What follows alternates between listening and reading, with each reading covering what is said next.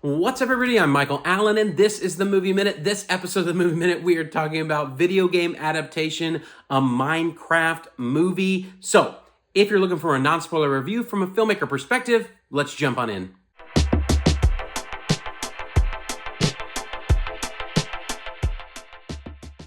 I'm gonna be completely honest, I've never played Minecraft in my life, but I do understand the overall gist of it. I think it just came in when I was much older and I was playing way too much Halo and Call of Duty to really pay much attention to this brilliant sandbox of imagination. This film was brought to us by Jared Hess. Now, if you don't know that name, that's fine. I didn't really recognize it either, but he is quite the director of comedic brilliance, in my opinion. This is the guy that brought us Napoleon Dynamite and Nacho Libre. Nacho!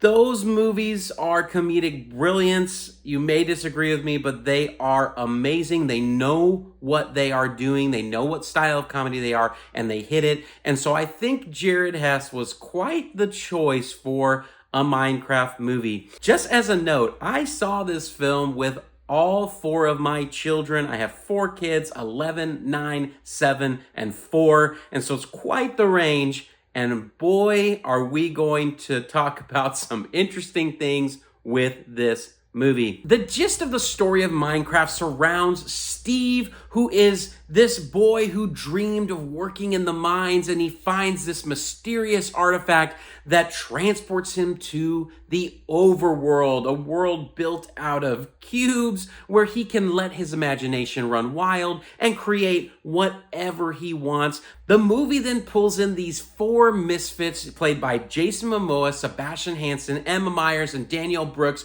who then have to overcome struggles in the overworld that are going to help them overcome their problems in the real world. That's the gist of the story. So, let's jump in and talk about what I liked. I'm just going to say right off the bat, this film was perfectly cast when it comes to Momoa and Jack Black. I think that this basically was the Jack Black attack movie. They let him do whatever he wanted, and it was awesome. This guy is incredible. Jack Black is hilarious. He's creative. He's funny in the weirdest ways, and I loved every minute of it, and they really let him loose. You could tell in so many scenes, I feel like the entire cast is trying not to break character like an SNL episode. They're all cracking up, trying to get through these incredibly weird moments with Jack Black. The cast overall was stronger than I thought it was going to be honest. I will also say there's things about movies like this that they know exactly what they are, and they lean into that lane, and they really stick to the genre of this campy, weird, goofy, silly world.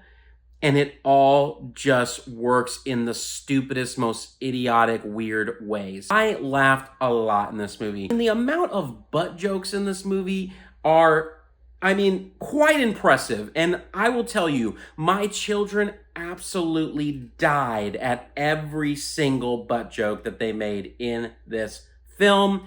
And it was just fun seeing the absolute joy and hilarity and laughter going on with my kids. And they really honored the fans with this film. I could tell because I was in a packed house theater, and there were multiple times that certain characters or moments would happen, and everybody would collectively yell out the name of this character or collectively react to these specific fan moments.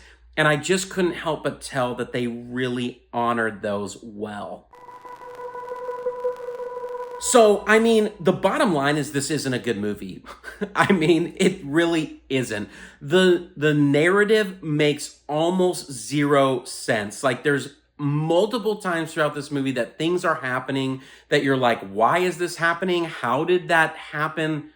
There's also an entire sub-B plot going on in this film that has absolutely nothing to do with the story at all. And that was really weird. I think ultimately you could have removed that because there were a few moments that were slightly funny, but I mean, those I think were the moments where I was most disconnected from what was going on and thought, let's get out of this. And so absolutely did not enjoy that. And the third act itself was a bit weak in my mind. I mean, there was so much going on in so many weird ways that weren't really connecting and meshing. And so when a plot is that messy, wrapping it all up is gonna be messy, and that's just the case. I will also say that Danielle Brooks and Emma Meyer's characters, I think, were significantly underutilized. I think they were really good, specifically Danielle Brooks. I mean, she is hilarious, and they were not in this movie that much. I wanted more of them. And I think that Momoa and Black and their chemistry on screen really probably affected that presence. So for an entertainment rating, this film was extremely entertaining. I would give it a solid 8 out of 10 for entertainment, which is shocking. I was shockingly entertained with how incredibly stupid it was. And it really was because of the characters. Now, from a critic standpoint, the film itself, from a visual standpoint, is awesome. Very vibrant, great world.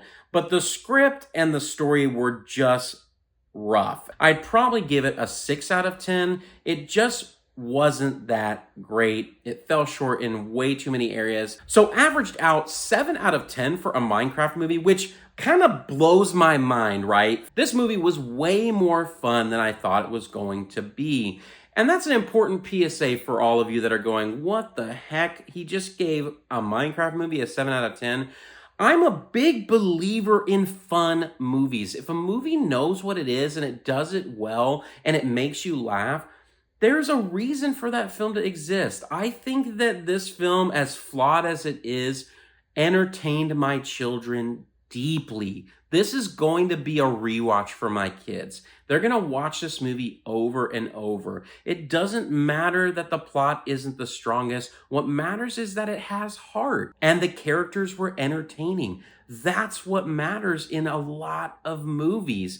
And for this specific genre, it worked.